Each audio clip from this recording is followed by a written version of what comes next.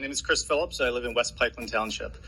I want to thank you all for the opportunity to speak tonight. I read the health and safety plan that you presented out. As a parent and as a resident, I find it distressing that the administration and board will not definitively take a stand for what we all know is right.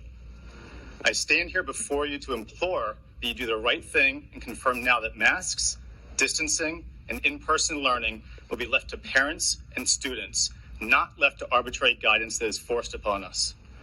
As a parent, I choose what's in my child's best interest, and every parent has a right to interpret the risk and rewards of masks and isolation on their own.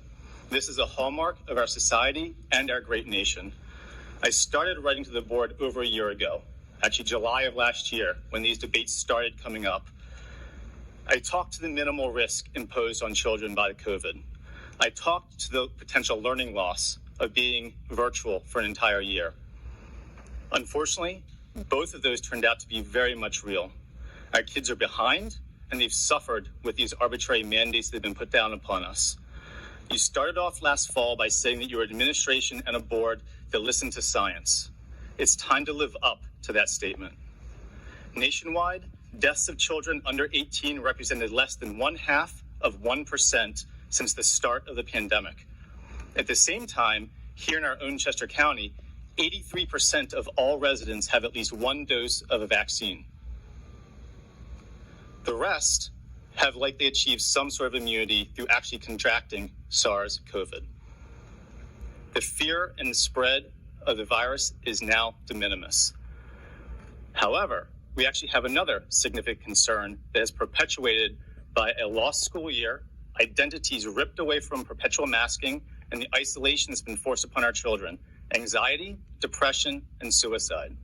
According to Mental Health America, Pennsylvania ranks number 3 in the nation as the highest rate of youths with at least one major depressive episode in the last year, and number 4 for youths with severe major depressive disorders. We have not escaped this in our corner of the state of Pennsylvania, as you all are well aware. By the time school starts in the fall, our kids will have spent the entire summer on vacation, at camps, hanging out with friends, traveling, going out, all without masks, without distancing, and everything in person.